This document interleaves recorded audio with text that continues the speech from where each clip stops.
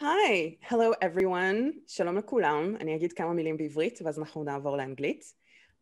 ברוכים הבאים לאירוע הראשון של אורחת הכבוד, נעמי נוביק, איתנו פה בכנס עולמות. האירוע הזה יהיה ראיון עם נעמי, והוא כמובן יתרחש באנגלית. אתם מוזמנים לכתוב את השאלות שלכם בצ'אט, או באופן כללי כמובן לדבר בצ'אט. אני לא אראה את הצ'אט שלכם, גם נעמי לא. אבל האירוע הבא עם נעמי יהיה שאלות ותשובות, אז אתם מוזמנים לשמור את כל השאלות לאירוע ההוא. Okay, so let's get started. Hi Naomi, thank you so much for being here.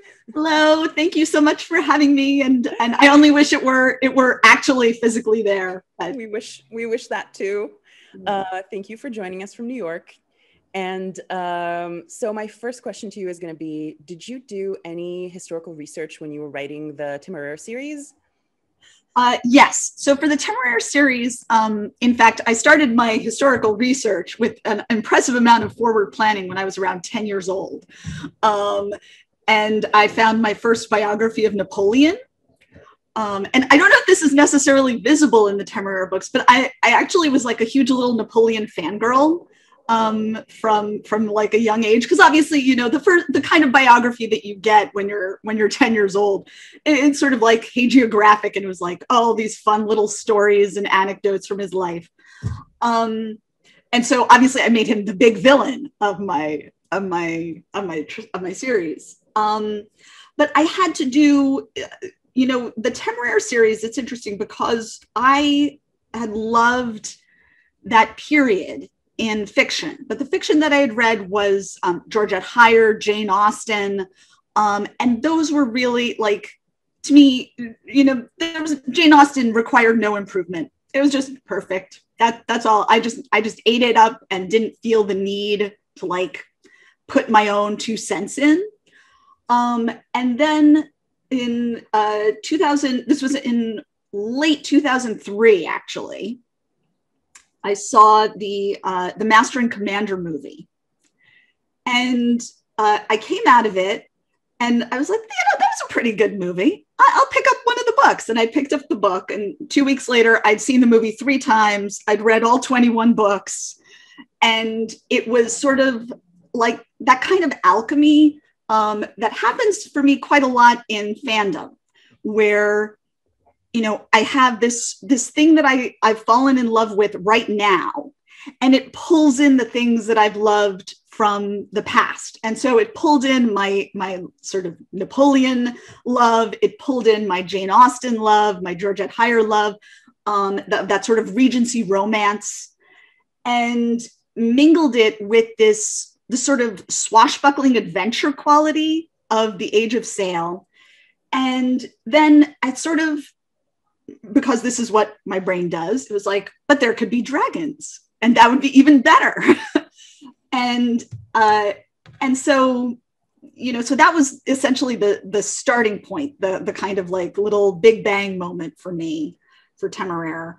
And then one of the things that I really wanted to do in Temeraire, I really wanted to make the dragons feel as real to the reader as, you know, Patrick O'Brian made the sailing ships feel real to me as a reader. And of course, you know, I've never been on, you know, I've walked on the deck, but I've never been out sailing on, you know, a man of war of the Age of Sail. I've never been out on a frigate on the ocean. And yet he made me feel it quite viscerally. And so I wanted the dragons of Temeraire, and I wanted the experience of flying on them to feel very realistic and feel very much of the period. And so I ended up doing quite extensive research on all sorts of sort of low-level details, things like, you know, what did they make the rigging out of on sailing ships? What did they, you know, how did they fire the weapons? What were the processes that they used, the military hierarchy, the process of things like, you know, the logistics, how did they get supply? How much food do they have on board? You know, how fast did a sailing ship go? And essentially tried to make the dragons feel like they fit into this universe very organically, so that you could believe in them. And And that, and that level of, and I feel like doing the research, finding out the truth. People often think that you don't necessarily have to do a ton of research for fantasy, that you can make things up. But in fact, I find it's the opposite. I find that if you let yourself go too far afield, if you let yourself wander away from a place that a reader, that has its own reality, then the reader gets lost. Then you're sort of like, I'm just floating and I don't quite know where I am.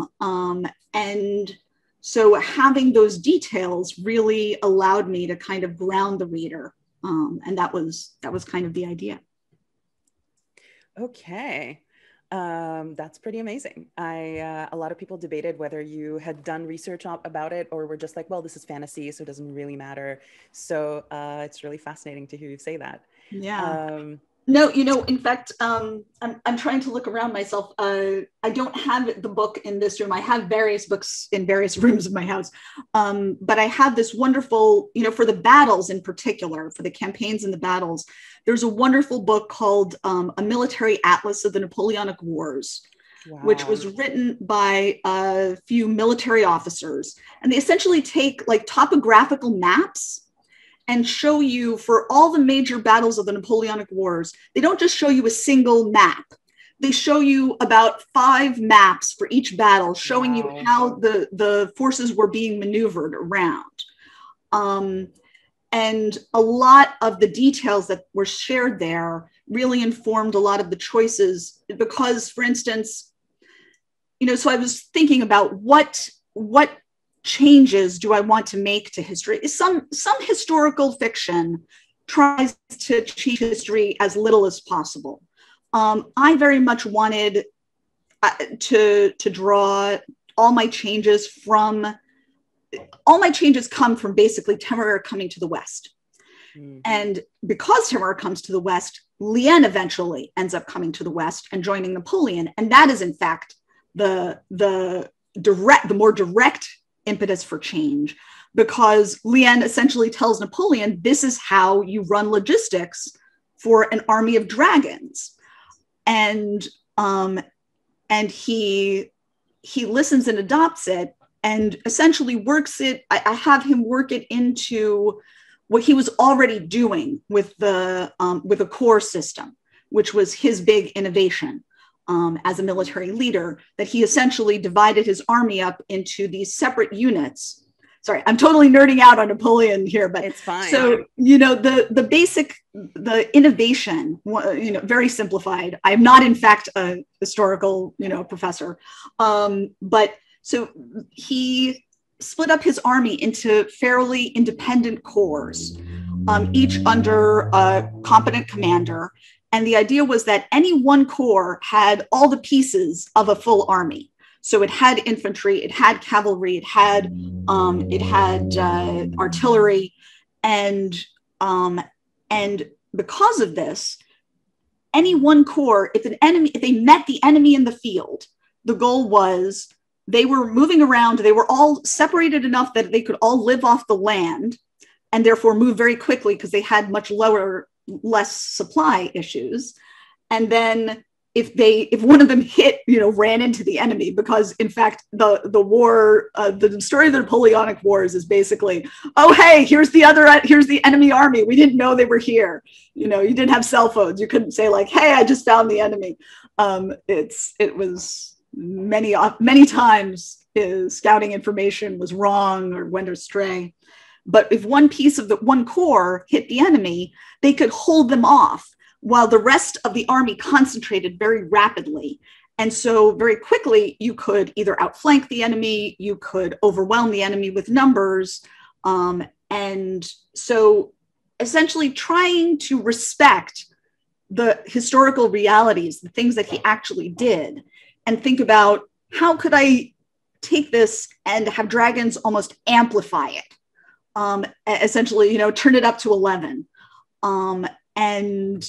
And doing that made it feel, I hope, like still a Napoleonic campaign and still of the time and still real, while still creating a a major technological almost imbalance, which is effectively which causes, major victories, major changes in fortune and wars, like the longbow at Agincourt, right? And that was kind of the idea in my head.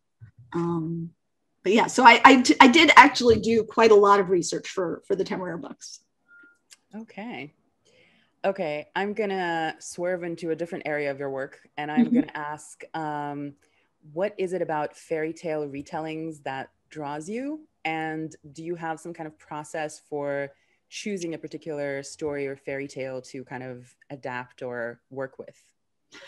So, to be honest, I would say that, I come out of fandom. I come out of fanfic writing. I wrote fanfic for 10 years while I was studying computer science before I ever decided to try and write a professional novel. And I would say that it's not particularly fairy tales. I always am interested in having conversations with the other stories that I love. And so, for instance, Temeraire is very much a conversation with Patrick O'Brien, with Anne McCaffrey's Pern books, with Jane Austen, with Regency romances. And having that conversation, it's almost like I think of myself maybe as hosting a dinner party, right? Where you're trying to sort of put interesting people together and see what happens and the alchemy that occurs. And so for fairy tales, obviously, the thing is, when I do something like that for, Transformers fandom, it's under copyright. So I just write it as fanfic. When it's a bunch of fairy tales, I think, well, I can actually turn this into a commercial project and devote the time that it takes, because that's the big difference, really. I mean, people often, for me, honestly, artistically, there's no difference in terms of how artistically meaningful. The difference between fan fiction and pro fiction is not about the artistic value. It's not about what you can do. It's about just, you need to eat. And so if it's commercial, then that means that I can devote time to it. It means that I can, a novel project is usually 2 to 4 years of my life when you think about the whole process of the genesis of the idea, the development, the drafting, the revisions, the copy edits, the galleys, then the promotional. It just requires that much time and that much energy. And you can't do that unless it's basically filling the space that a job fills in your life. And so that, for me, that's what I would say. The thing that attracts me is the conversation. And in terms of how I choose, it's very haphazard. For Uprooted, for instance, which was the first thing that, it's funny because it looks like a fairy tale retelling to people on the outside. And obviously publishing as an industry loves to categorize things. But to me, in fact, Temeraire, in a way, is also a fairy tale retelling. It's just the fairy tale is the Napoleonic Wars. It's the history of the Napoleonic Wars. It's the Regency romances, which, the more research you do into history, I do think, the more historical research you do, the more you realize how much of history is, in fact, just the best story. It's a good story. History is messy. You read two primary sources, 2 accounts of literally the same day of the same battle, the same hour of the same battle, 2 completely different experiences. The 2 people had no idea what was going on, right, with each other. And both people everybody gets things wrong. And then historians afterwards have to put together the pieces of the puzzle as best they can, and then fill in the cracks and present it to you. And it's like, here's this story that makes sense. If the story doesn't make sense, then you don't quite accept it as a student, as a reader. But often, history kind of doesn't make sense. People don't we don't always make sense. But sorry, this is a long digression where I come back to say that for me, so Uprooted, there were a few different pieces of this that went into that story. One was my daughter had just been born, had just recently been born. And because of that, I started reconnecting in a way with my own childhood, started reconnecting with stories that my parents had told me, in a way, thinking about what were the things that I valued from my own childhood, the experiences that I wanted to share with my daughter, the things that I wanted to carry forward for her out of my own parents' past and out of my past. And I ended up sort of thinking about my parents' experiences, and Uprooted and Spinning Silver are really the two halves of my parents' experience, my mother's side and my father's side. Wow. And so those were two pieces, two stories that I was in conversation with. With Uprooted, the other piece was I was in fact, in some sense, in conversation or / flight from Temeraire itself. I was supposed to be writing book 8, Blood of Tyrants. And you know how I talked about how I wanted the dragons of Temeraire to feel very realistic, very grounded. I wanted them to feel like physical animals in the world. Like you could imagine, when you see I'm dating myself, when you saw the original Jurassic Park and you see them like put their hands on the dinosaur and it's like, it's a dinosaur, it's alive, right? I wanted that sense that you could physically touch it, that you could put your hands on a dragon. And yet I also love the sort of the wonder of fantasy. I love the mythic quality of fantasy where things are not so realistic, where magic is happening. Because in fact, Temeraire, it's not, there's no magic in Temeraire.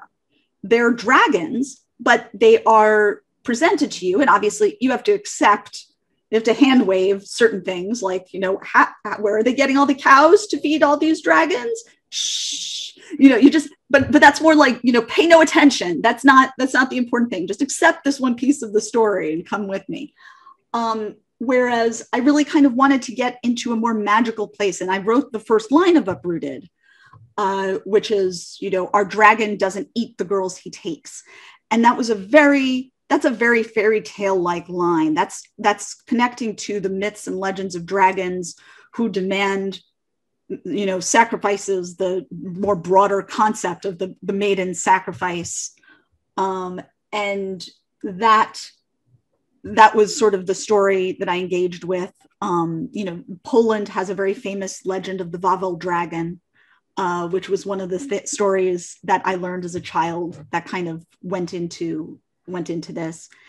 And then one of the other elements actually was there's a TV show. I don't know if it's come over. It's called Once Upon a Time, which was essentially Disney took their fairy tales, their versions of the fairy tales. So they took their cartoon versions of the fairy tales and retold them in live action with interesting twists. And one of their really interesting twists was they essentially took the Beauty and the Beast story and made the Beast and aligned the Beast with Rumpelstiltskin, who was their main villain.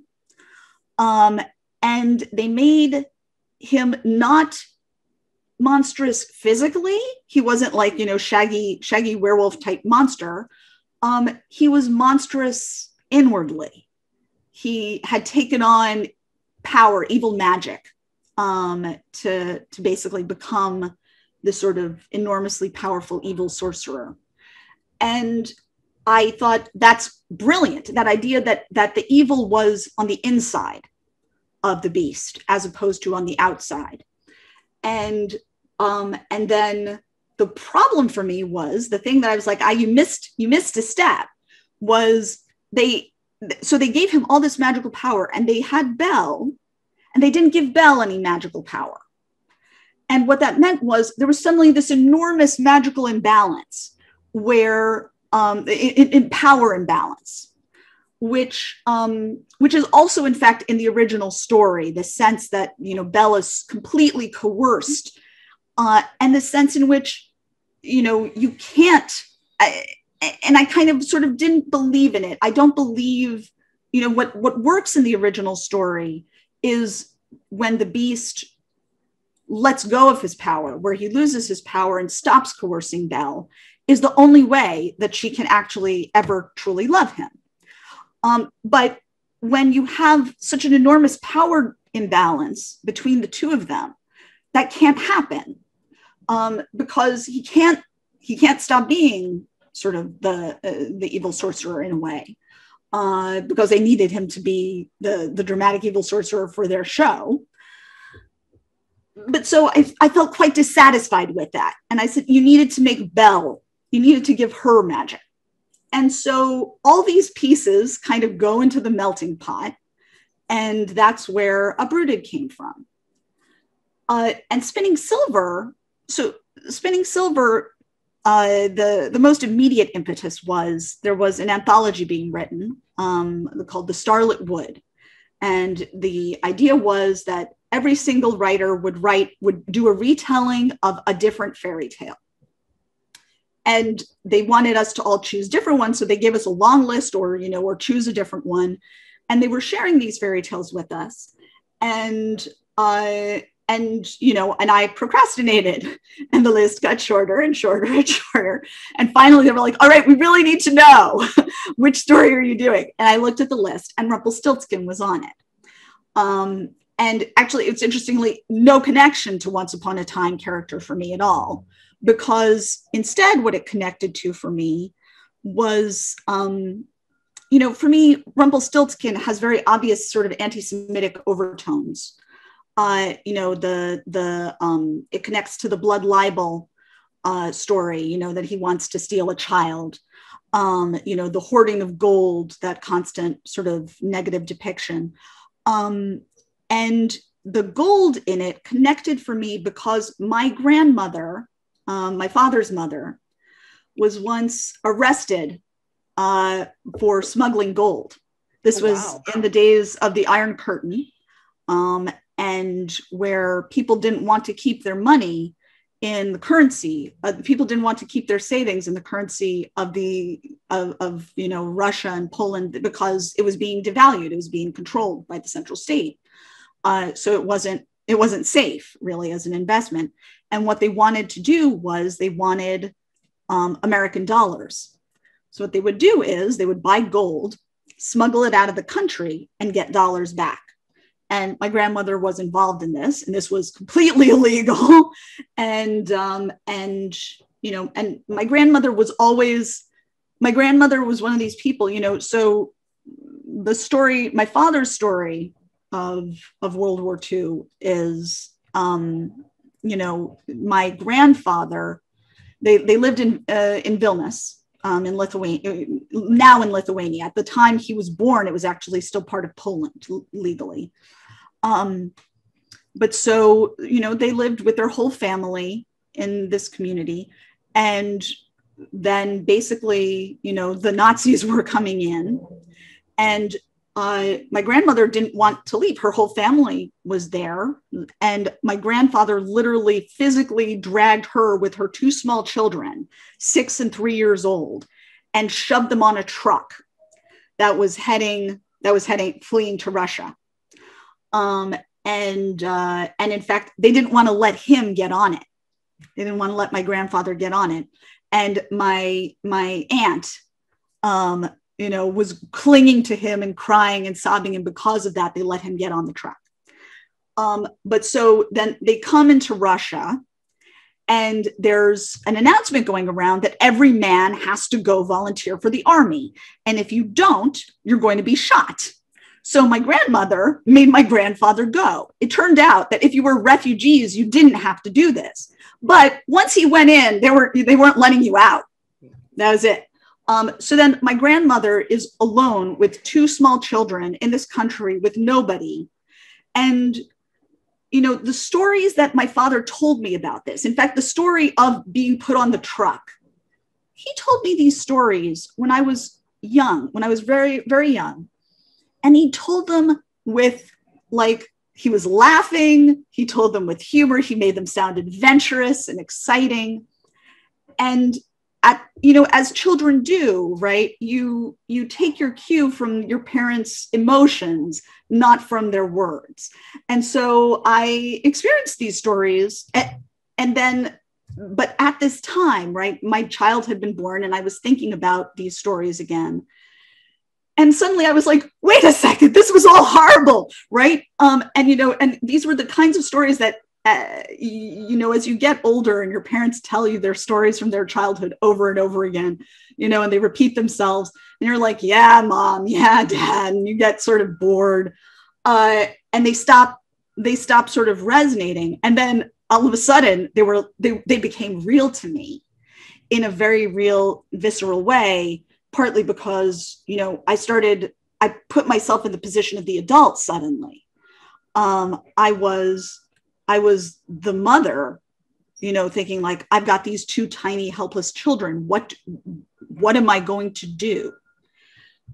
And my grandmother, essentially through ceaseless hustling, kind of got her children through the war, and she did she like stole from fields in the night, would have been shot if she'd been caught.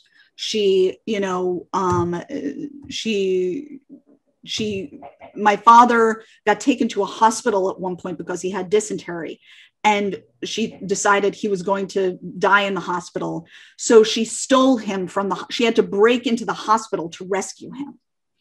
And she ran away with him, and they chased her, not because she'd taken the child, but because she'd taken the blanket. So she dropped the blanket. She threw the blanket away, and they found the blanket, and they let her go at that point. And these, so these are the stories. These are the familial myths that all kind of connected for me to Rumpelstiltskin through that connection, through that line of gold, really. And that's where Spinning Silver really kind of grows out of that connection. And so as you can see, right, there isn't a simple answer to how do I choose the fairy tale. To some extent, I take pieces. There's like a place where I can connect. And then I try to find ways to use the story that feel right to me. When I'm doing a retelling, it's never actually a retelling. Spinning Silver is not the Rumpelstiltskin story. It's got pieces of the Rumpelstiltskin story turned around, like upside down, twisted with, something else going through it. And that's kind of how I generally work, I think, more broadly. I love your answers where you are masterfully just like weaving it all back in at the end. Amazing. Get closer to the computer and talk loudly. Thank you. So thank you for that answer. It definitely, I definitely went on a journey. I think a lot of people listening went on a journey. Okay, so this really ties into my next question for you, which is being Jewish. I mean, we are in Israel, and I have to ask this question. How does would you say that your like Jewish background or roots or anything like that, or your Jewish identity in any way, how does it play into your writing? I mean, I don't want to add if at all, because it sounds like it definitely has. Oh yeah, absolutely. But I mean, I think the Spinning Silver and Uprooted is maybe it's a little easier to see those connections, although I would also love you to talk about that. Mm-hmm. Does it play into your other works that are not as explicitly kind of based on that stuff or not?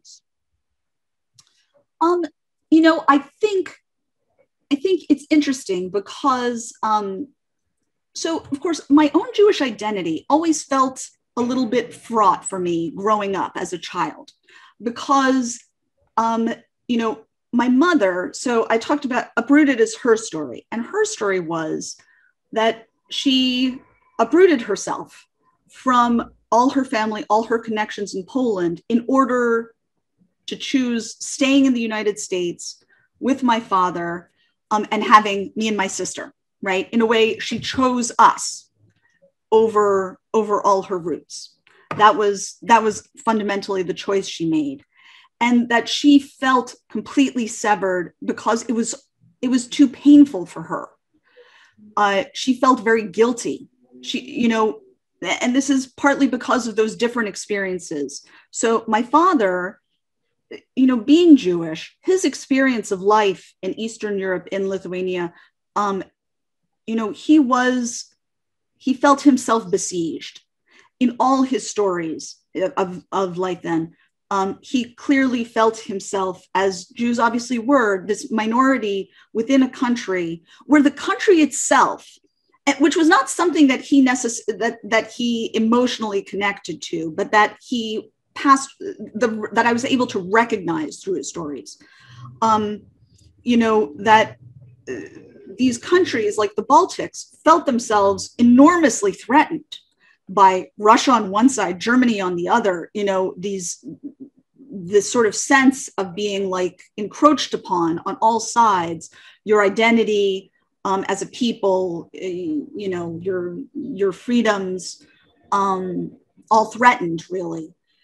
And therefore, and partially because of that pressure, being turned against the minority in your midst, who you look upon with suspicion. For instance, one of the reasons that my grandfather was so determined to flee was that he was, in fact, he was part of the Union movement, which had ties to the communists in the Soviet Union, and so, in a way, oddly, he was sort of seen as a potential traitor, right? That he was sort of an allied with this nation on the other side. But if you're a Jew and your choices are Soviet Union or Nazi Germany, I'm like, I'll take door number 2 because that's better, right? But so he never, for him, coming to the United States was escape. It was freedom. He actually, the story of my parents, my father's family coming out of Poland, it was a really complicated thing. The whole family had planned to come to Israel. We have family in Israel. My grandmother's brothers came to Israel, and that was the plan. And then my eldest aunt, and her husband left first. It was, it's funny, these stories are so complicated. Like, you weren't allowed to leave from Russia. You weren't allowed to leave. But if you had been born in Poland, you had the right of return to Poland. So and from Poland, you were allowed to leave. You were allowed to go. So because they had been born in Vilnius, which at the time was in Poland, my dad and my father's family all managed to move to Poland, and from there they could leave, but they did it sort of in stages. So my aunt and her husband left first, and they all sort of went through this. They rode a train basically and got off, I think, in Italy, and in Italy they went to the U.S. I don't, in fact, know the full story of why this happened, but it was like there was drama, there was family drama. And so my father, following them, got off the train and basically had to choose, am I going to the United States or am I going to Israel? And, he wanted to go to Israel. He felt he had a mechanical engineering degree. He kind of felt like, there was this obligation. But at the same time, this was the oldest sister that he was in the war with, right? The two of them lived through the war together, and he kind of couldn't do it, and so he went to the U.S. But the process of getting out of Eastern Europe, there was no conflict, there was no ambiguity for him there. That was escape, that was freedom. And he came to New York, and my younger aunt and he both settled on Long Island here in an extremely Jewish community. I would say my school, for instance, was, I would think, about 75% Jewish kids. But my mother was a Polish Catholic. Oh, wow. And that's part of why her experience was so different. She was not a minority in her nation. She felt this was her home. Poland was her home and the home of her people. And in fact, her mother, she lost her mother at 9 years old in the war because her mother was part of the resistance against the Nazis and was executed by them. And so she had that, and she was, and this resistance was a Polish resistance. It was a nationalist resistance. In fact, we've been to Warsaw with her, and on the wall of the old town of Warsaw, there's a plaque of her great uncle with his face, like molded out, because the day of the Warsaw Uprising, when the Germans were burning basically the entire city, he ran into the church. He was a priest, and he went into the church to bring out the cross. Wow. Very similar to, you hear stories about rabbis going in to rescue the Torah. That's a similar story for me. And you can see there's this thread of nationalism, of service to your nation was in her blood and her family, part of her family mythology and stories all along. So what it meant for me was that I was like the least Jewish kid in my community. And yet I had no Polish community, no Catholic community at all. All my community was Jewish. And we grew up celebrating the Jewish holidays with our family. We also celebrated Christmas, but Christmas, it was all internal. It was all, my mother, it was just my mother. There was no family connection for it. There was no sort of, and it got very connected to the very extremely American secularized thing where my sister and I confess, we were like, our parents are feeling slightly competitive over holidays. So we were like, how about 8 big presents for Hanukkah and like the giant pile of presents for Christmas, like on the TV show, right? So we made out like bandits because of this. And obviously, we're not particularly connecting to the spiritual meaning of these holidays. We were like the toys. But so as a result, for me, it in a way, it took in a way, when my daughter was born, I guess before then even, it was around the time of my marriage that I really kind of sat down and was like, well, because when you think of marriage, obviously these ceremonies, and obviously you can see that in Spinning Silver, I think, the extent to which I feel like marriage is not just about 2 people, it's about 2 people in their community, right? And so you have to think about, what's my community? Who are the people that I want to witness? Who are the people to whom I am pledging myself in a way, right? Yeah. And that was the time when I sort of say, yeah, I'm Jewish, essentially, and claim that, and say that is, in a way, I feel like I feel much less connection to, I feel no connection to Catholicism directly. I feel a connection to Poland. Mm-hmm. And Catholicism as part of the fabric of Polish society and Polish family, and the ways in which that is woven into it so deeply. But it's a very sort of national kind of thing, whereas the Jewish side was very much the things that, in fact, we associate with religion: family, community, traditions, ceremonies, and that process of sort of recognizing that and choosing to have a Jewish wedding and sort of saying to myself, yes, I have the right to this, even though I always felt like I wasn't sure if I did as a child growing up. And I felt insecure in a way about claiming it. but then, you grow up and you sort of look back and you think, well, what actually do I connect to? What are the traditions that I actually, when you think about, do I want to raise my children Jewish? And the answer was yes, I want to raise my child Jewish. Oh, sorry. Here we have the 5-minute warning because I'm talking too much.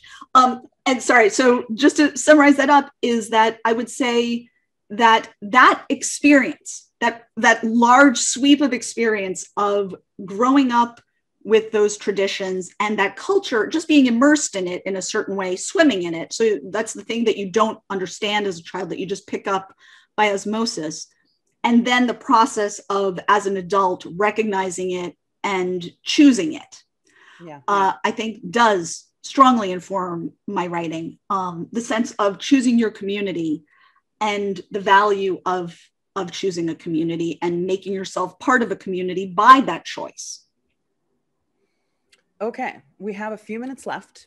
Okay. I'm gonna use a very short question. Let's see if you can answer it in a minute. All right, this is a challenge. So the world of A Deadly Education is extremely detailed and extremely rich. And I was wondering if you have a specific detail of that world building that is your personal favorite. Oh, wow. My personal favorite. Well, I have to actually say, the thing that makes me this is actually a relatively easy one because I have a visual aid, which is the structure of the school, right? I was about halfway through the book before I finally figured out how the school worked. And that was partly, when you start writing a story about a wizard school, and I think, in fact, when you start, one of the reasons why I thought it was so important to get this art made, and I really sort of harassed my poor publisher for months to get this to happen, was that I felt like, when you think of a wizard school, it's Hogwarts. You think of stone, you think of lush old buildings, tapestries, delicious books, all that sort of warmth. And I was like, no, I want a machine. I want this industrial sized thing. And in fact, one of the references that I sent to the artist was the photographs, of the building of the Titanic, where you see here's the propeller and here's the person next to it, right? This sense of something that could chew people up. And the structure, sort of the corkscrewing structure of it. And the way it's been designed, architecturally in a way, the idea is obviously each one of these rooms I figured out how much space you could give. The minimum amount of space that a dorm room could be was 7 feet wide. And, how do you then fit 1,600 kids in one floor? And that told me the dimensions of the entire school. And that piece, it both was true for the story. It both was absolutely the truth of that story. And I think made the story more true. And I love that, I'd already by that point described how the blueprints of the school were on the walls. Because looking at the blueprints, by looking at them, seeing them, the students' belief in the blueprints helps to physically reinforce the school. It helps to make the school more real. Yeah. And that is the function of this picture for the reader. You look at this and it makes the school more real to you. And I always love when something like that happens. I feel like that's the magic of storytelling. That's very cool. Thank you for talking to me and answering these questions. And we are now gonna take a break and we're gonna come back for the next event, which is gonna be a Q&A. So yes. Everyone watching this who has their own question and wants to ask it, you will get that chance very soon. So stick around and thank you so much, Naomi. And thank you, Marina. For watching. Great, thank you.